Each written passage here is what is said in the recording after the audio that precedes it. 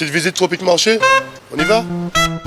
Alors on a le rayon jus, avec les sirops, tout ce qui suit. On a des ignames blanc, igname France, igname jaune, avocat, patates douces, des cives, persil, bananes, christophine, riz, haricots, la pâtisserie, le poisson, le lambi, attention, et les boudins, les acras. On va prendre un peu des épices, boudin, sauce chien, graines à roussir, colombo, pâte à colombo, sauce colombo et tous nos fameux piments aussi, des vrais piments. Pitié. Chez Tropique Marché, on vous attend, on vous accueille, on est ouvert. Tout est là chez Tropique Marché. C'est bien des autres, venez qu'à Tropique Marché. On vous attend. Martinique Actualité. Voici quelques-uns des sujets que nous allons aborder ce soir. Aujourd'hui, 5 bus du TCSP sur 10 sont à la disposition du public. Le ministre de l'Intérieur, Gérald Darmanin, a annoncé l'arrivée prochaine en Martinique de 30 gendarmes supplémentaires. Le Covid-19 n'a pas empêché les grandes entreprises de gagner de l'argent, voire beaucoup d'argent. Dans votre rubrique sondage, ce soir, vous avez répondu à la question suivante. Peut-on donner plus de pouvoir à nos élus sans parler d'autonomie? En fin de journal, retrouvez le savoir et réfléchir de Roland Laouché qui nous propose une suite à l'économiste Jean-Marie Nolle continue de nous proposer un éclairage. Les chercheurs ont découvert que les raisins utilisés pour le vin rouge contenaient un type d'antioxydant appelé resveratrol. Lorsque vous voulez perdre du poids, le resveratrol est un ami. Un groupe de femmes devait boire 2 verres de vin chaque jour. Ce groupe s'est avéré avoir un risque plus faible de 70% de souffrir de surpoids comparé à l'autre groupe qui ne buvait pas. L'air aujourd'hui est de bonne qualité. À Schœlcher, la grève des bus est terminée. La société rapide du centre a repris ses activités. Un accord étant intervenu entre la direction et les salariés hier soir. Hier, pendant la journée, ces derniers ont essayé les bus. L'occasion, bien entendu, de se demander à quoi servent les contrôles techniques auxquels ceux-ci sont forcément soumis. À l'occasion de la Semaine Bleue, la Semaine des personnes âgées, tous les CCAS sont mobilisés de plusieurs façons. Une mention particulière toutefois pour l'OMAS du Lamentin qui propose aux aînés des animations à la fois particulièrement nombreuses et variées, du théâtre au fitness en passant par le Scrabble. Cap Nord a inauguré ce matin, mardi 4 octobre, au Prêcheur, le DOM, un espace scientifique destiné au grand public et tourné vers la préservation de l'environnement. Aujourd'hui, 5 bus du TCSP sur 10 sont à la disposition du public.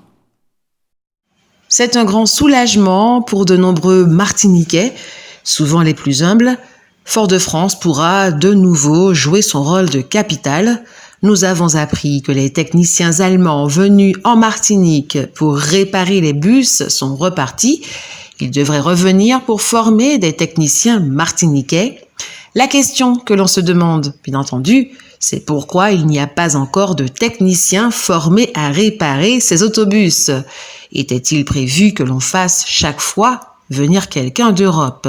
Difficile à imaginer. D'autant que l'on apprend maintenant qu'il n'y a pas que les batteries qui sont en cause dans les pannes observées.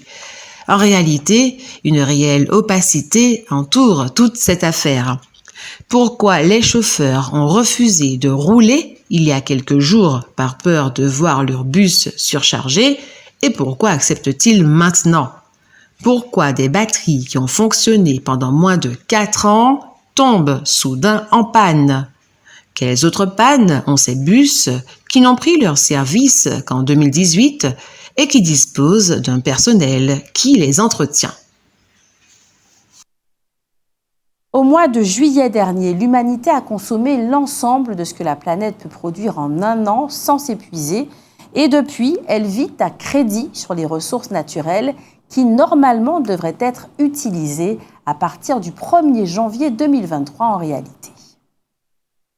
C'est ce qu'affirment 2 ONG, WWF et Global Footprint Network. De manière plus imagée, il faudrait 1,75, soit près de 2 planètes Terre, pour subvenir aux besoins actuels de la population mondiale de façon durable. Le 28 juillet dernier, c'était ainsi la date à laquelle l'humanité avait consommé l'ensemble de ce que les écosystèmes peuvent régénérer en une année. Pendant les jours qui restent, donc jusqu'à la fin de l'année, notre consommation de ressources renouvelables va consister à grignoter le capital naturel de la planète. Et cette estimation ne prend même pas en compte les besoins des autres espèces vivant sur Terre. Le jour du dépassement se produit donc quand la pression humaine dépasse les capacités de régénération des écosystèmes naturels. Cet indicateur ne cesse de se creuser depuis 50 ans. Le jour du dépassement était le 29 décembre 1970 et le 7 août en 2010. En 2020, cette date a été repoussée de 3 semaines sous l'effet des confinements liés à la pandémie de Covid-19 avant de renouer avec les niveaux d'avant. Rappelons que le jour de dépassement se calcule à partir de 6 catégories différentes: les cultures, les pâturages, les espaces forestiers nécessaires pour les produits forestiers, les zones de pêche, les espaces bâtis et les espaces forestiers nécessaires pour absorber le carbone émis par la combustion d'énergie fossile. Il est étroitement lié au mode de consommation, en particulier dans les pays riches. À titre d'exemple, si tous les humains vivaient comme les Français, le jour du dépassement serait intervenu encore plus tôt, le 5 mai 2022. Les deux ONG pointent en particulier du doigt notre système alimentaire, caractérisé par une surconsommation des ressources naturelles, sans pour autant répondre aux besoins de lutte contre la pauvreté, alors que, paradoxalement, le surpoids et l'obésité ne cessent d'augmenter. La chasse étant désormais interdite en Martinique, les chasseurs en colère ont rencontré hier, lundi, les autorités préfectorales. Ils ont bien entendu demandé de pouvoir de nouveau s'adonner à leur passion. Ils estiment avoir été écoutés, mais la réponse à leur requête leur sera donnée vendredi. La croissance économique en France hexagonale est bien plus importante qu'en Martinique, même si, malgré l'épidémie, nous sommes repartis vers la croissance. C'est en effet ce que révèlent les comptes économiques rapides de l'INSEE en 2021. En 2021, la croissance économique de la Martinique s'établit à plus 2,6% en volume. Par comparaison, dans la France entière, c'est plus 6,8%. Ce rebond, plus 2,6% donc, ne permet pas à l'économie de retrouver le niveau de 2019, écart de moins 1,2% en volume. C'est une croissance néanmoins et elle est portée principalement par l'investissement qui dépasse son niveau d'avant-crise et la consommation des ménages qui reste néanmoins en deçà du niveau de 2019. La consommation publique joue également son rôle de soutien à l'activité. Les exportations pâtissent cette année encore d'un secteur touristique sinistré par les périodes de restrictions sanitaires. Le ministre de l'Intérieur, Gérald Darmanin, a annoncé l'arrivée prochaine chez nous de 30 gendarmes supplémentaires. C'est sans doute une information importante, mais le plus important, c'était contestablement qu'à cette occasion, il a été décidé qu'une réelle collaboration devra exister désormais entre la police et la gendarmerie, et même entre les forces de l'ordre et les élus. Par exemple, il sera demandé à ces derniers, aux maires notamment, d'intervenir dans le fonctionnement géographique des gendarmes et même dans la désignation de leurs missions. En tout cas, si une collaboration doit s'installer entre les forces de l'ordre, il est clair que les polices municipales devront y participer. Cette police, souvent considérée comme une sous-police par la police nationale, où les gendarmes constituent en réalité des polices de proximité particulièrement importantes. En particulier, lors des manifestations qui ont eu lieu l'année dernière, elles ont su souvent, plus souvent qu'on ne le pense, établir le contact avec les manifestants et éviter le pire parfois, comme l'incendie de véhicules. Les inondations et tempêtes dans le monde ont lourdement pesé sur la facture des assureurs au premier semestre. Elles risquent encore de s'alourdir avec les récentes catastrophes naturelles comme par exemple l'ouragan Ian aux États-Unis. Les pertes économiques engendrées par les catastrophes naturelles se chiffrent à 70 milliards d'euros. Les désastres dits secondaires sont ainsi de plus en plus coûteux, entre les inondations en Australie, les tempêtes hivernales de février en Europe ou encore les tempêtes de grêle en France, en ajoutant les désastres générés par l'homme, tels que les accidents industriels, les pertes économiques issues de catastrophes naturelles et de sinistres ont atteint 75 milliards de dollars au premier semestre 2022 contre 95 milliards de dollars sur la première moitié de 2021. On observe que les désastres dits secondaires tels que les inondations et tempêtes, par opposition aux grandes catastrophes comme les tremblements de terre ou ouragans, augmentent partout dans le monde. Les scientifiques estiment que les effets du changement climatique sont responsables du nombre croissant d'événements climatiques extrêmes. Le SMTVD, la société mixte de traitement et de valorisation des déchets, victime d'une gestion désastreuse et de malversation, va bientôt cesser d'exister. Les différents EPCI de l'île vont prendre chacun en charge la gestion de leurs déchets. Une grève se déroule actuellement au lycée La Jetée au François. Elle impacte la cantine, mais les cours sont dispensés normalement. La Haute Autorité de Santé a publié en septembre des préconisations afin de réduire le nombre de suicides et tentatives de suicide au sein des établissements médico-sociaux et sanitaires. Selon l'Observatoire national des personnes âgées, un suicide sur 3 concerne une personne âgée, majoritairement des personnes de 75 ans ou plus. La HAS en a identifié les circonstances et les causes après avoir analysé 795 cas déclarés de suicide et tentatives de suicide de patients entre mars 2017 et juin 2021. Dans cette tranche d'âge, la mort par suicide est parfois imputée à tort à une cause naturelle ou accidentelle, comme une erreur dans la prise de traitement ou une chute, par exemple. L'existence de problèmes de santé conduit à moins explorer d'autres causes au mal-être. Or, certains facteurs de risque de suicide touchent plus particulièrement les personnes âgées. C'est le cas du deuil, de la séparation, de la solitude ou encore de symptômes physiques continus tels que les maladies en phase terminale, les maladies physiques aiguës et les douleurs chroniques. Le risque est plus grand dans le mois qui précède l'entrée dans un EHPAD et le mois suivant l'admission. La HAS rappelle par ailleurs qu'il est faux de penser que les personnes parlant du suicide ne vont pas passer à l'acte et inversement, ou encore que de poser des questions sur le suicide peut l'inciter. Elle recommande de sécuriser l'environnement.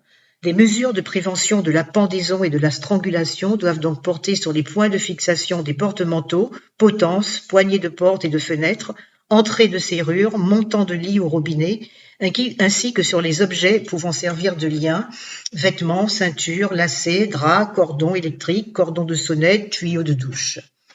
Prévenir également la chute d'un lieu élevé en limitant l'accès aux terrasses, aux escaliers de secours, aux balcons ou encore aux fenêtres qui peuvent être ouvertes ou brisées. Il convient enfin, et c'est très important, de porter attention à l'organisation des soins en évitant la surcharge de travail ou l'isolement du patient.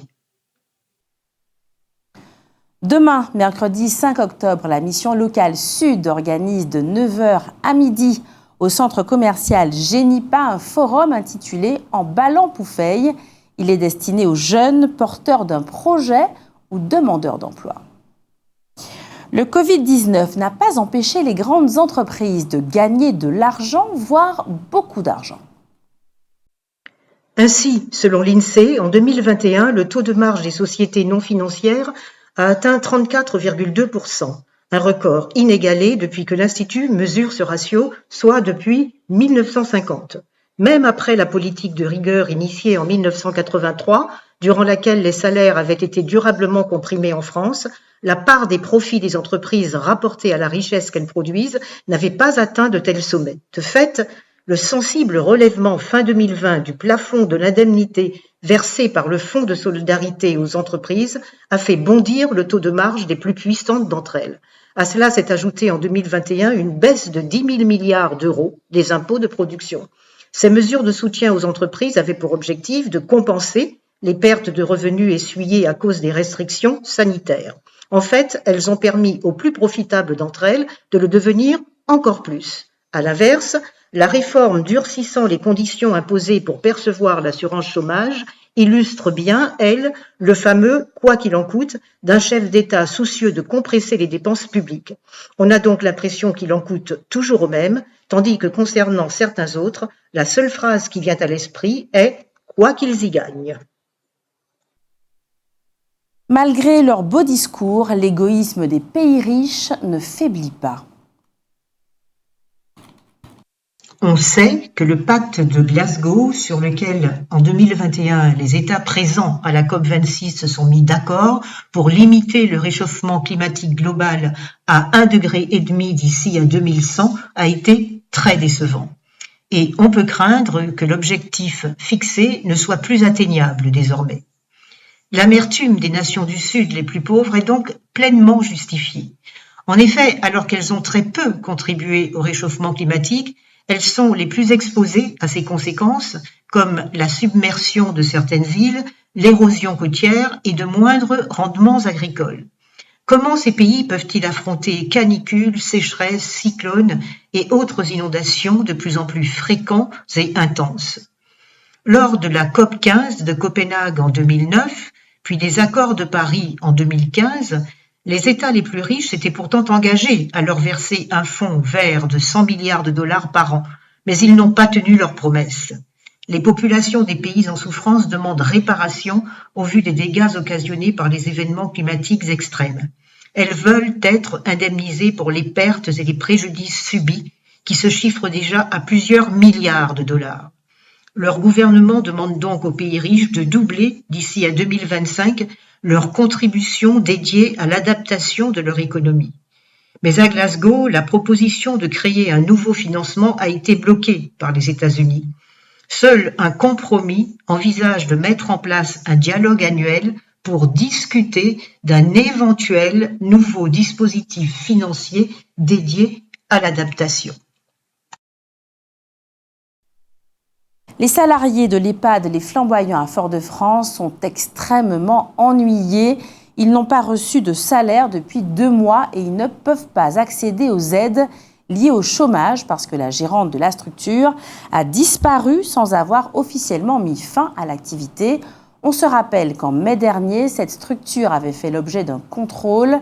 La CTM avait alors demandé que des travaux soient effectués et avait réparti les 11 pensionnaires dans d'autres EHPAD. Les travaux n'ont pas été effectués et la gérante a donc disparu.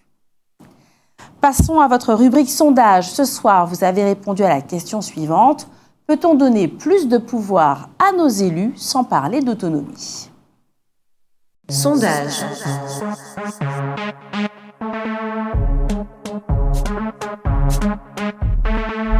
Sondage.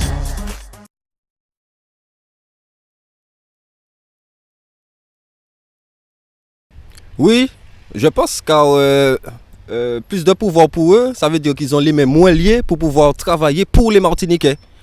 Ils sont moins sous le contrôle européen ou français. Ah non, je ne pense pas du tout.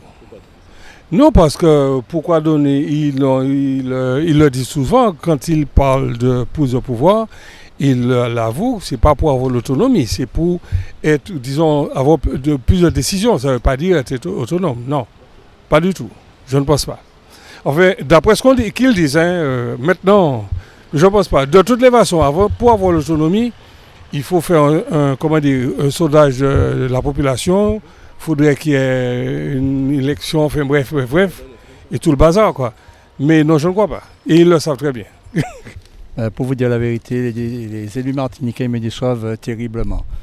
Ils ne savent pas gérer des situations, ou plutôt ils laissent pourrir des situations. Tant pis pour l'usager, tant pis pour le peuple martiniquais. C'est bien beau de parler, on veut l'autonomie, mais ils savent gérer quoi? Rien du tout. On dit que la Martinique avance, mais moi j'estime que depuis quelques années, elle ne fait que reculer. À mon humble avis, je crois que c'est un peu aller dans la précipitation de dire que c'est de faire un pas vers l'autonomie, parce que la situation est tellement ambiguë actuellement qu'on n'a pas vraiment un profil type d'homme politique décidé à mener le pays dans une direction ou autre. Tout est nuancé, tout est ambigu. On n'a vraiment pas de visibilité, quoi. Voilà.